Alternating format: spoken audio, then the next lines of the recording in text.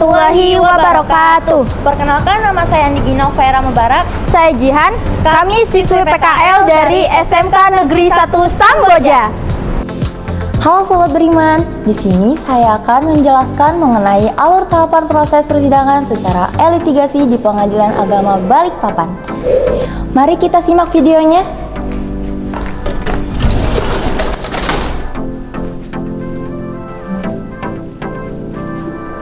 1. Sidang pertama mengenai kehadiran para pihak. Jika salah satu pihak tidak hadir, maka akan dipanggil sekali lagi. Namun, apabila penggugat sudah dipanggil tapi tidak datang lagi di persidangan, maka perkaranya gugur karena dianggap tidak bersungguh-sungguh.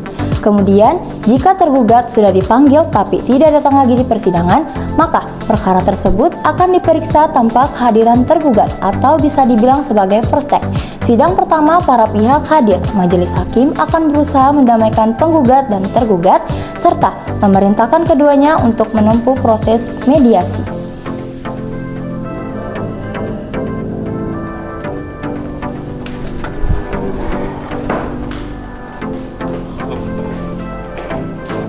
Dua, proses mediasi. Mediasi dilaksanakan dengan mediator hakim atau mediator non-hakim yang terdaftar di Pengadilan Agama Balikpapan yang kemudian dituangkan dalam laporan hasil mediasi.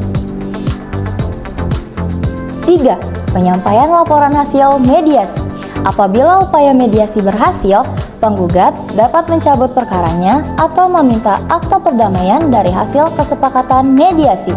Apabila upaya mediasi tidak berhasil, maka sidang selanjutnya majelis hakim akan memeriksa berkas gugatan atau permohonannya, dilanjutkan pembacaan gugatan atau permohonan oleh penggugat atau pemohon.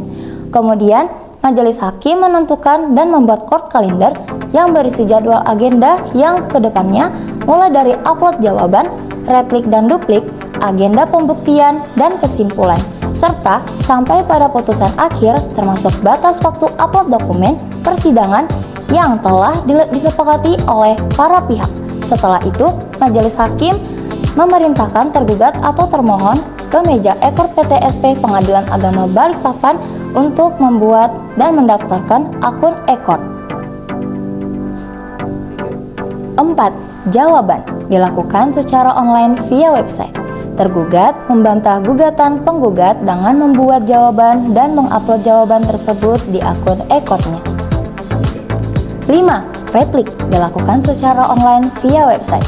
Penggugat menanggapi jawaban tergugat dengan membuat replik dan mengupload replik tersebut di akun e-courtnya. 6. Duplik dilakukan secara online via website. Tergugat menanggapi replik penggugat dengan membuat duplik dan mengupload duplik tersebut di akun e-courtnya. 7. Putusan selah disampaikan secara online via website. Opsional jika tergugat keberatan dengan mengajukan eksepsi terkait kewenangan mengadili. 8. Pembuktian. Dalam pembuktian dilakukan secara offline atau tatap muka di ruang persidangan. Dalam pembuktian, penggugat dan tergugat diberikan kesempatan yang sama untuk mengajukan alat bukti. Penggugat akan dimintakan bukti-bukti baik surat maupun saksi untuk menguatkan dalil-dalil gugatannya, dan tergugat akan dimintakan bukti-bukti baik bukti surat maupun saksi untuk menguatkan dalil-dalil bantahannya. 9. Kesimpulan dilakukan secara online via website. Penggugat dan tergugat diberikan kesempatan yang sama untuk menyampaikan kesimpulan akhir terhadap perkara yang diperiksa. Yang terakhir, ke-10. Putusan akhir dilakukan secara online via website. Majelis hakim akan bermusyawarah untuk mengambil keputusan dan membacakan putusan akhir secara elektronik dengan mengupload salinan putusan akhir perkara yang diperiksa di e-court. Jadi, para pihak tidak perlu datang ke pengadilan, tinggal mengunduh atau mendownload salinan putusan di menu putusan e-court. Jika Sobat Beriman masih bingung apa itu jawaban, replik duplik, dan kesimpulan, maka selanjutnya akan disampaikan oleh teman saya. Oke? Halo Sobat Beriman, jangan khawatir ya, sekarang di Pengadilan Agama Balikpapan ada loket asistensi e-court pengguna lain dalam memberikan pemahaman proses persidangan litigasi dan fasilitas pembuatan dokumen persidangan seperti jawaban, replik, duplik, dan kesimpulan. Selamat pagi, ada yang bisa dibantu? Pagi, saya habis dari sidang. Sidang Litigasi ya? Tanda pengenalnya dipakai dulu. Antriannya, kalau loket 2 silahkan. Terima kasih.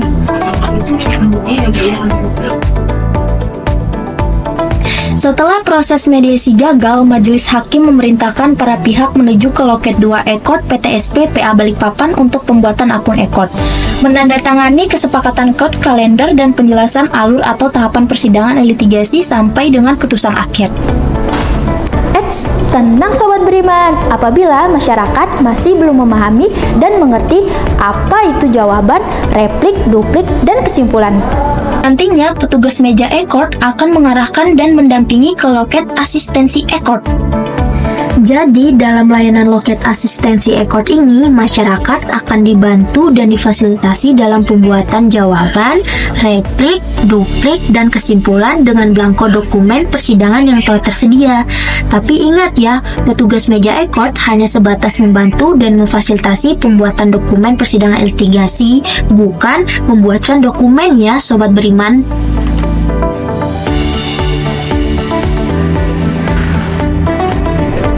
Demikian Sobat Beriman, informasi terkait alur tahapan proses persidangan secara litigasi di Pengadilan Agama Balikpapan.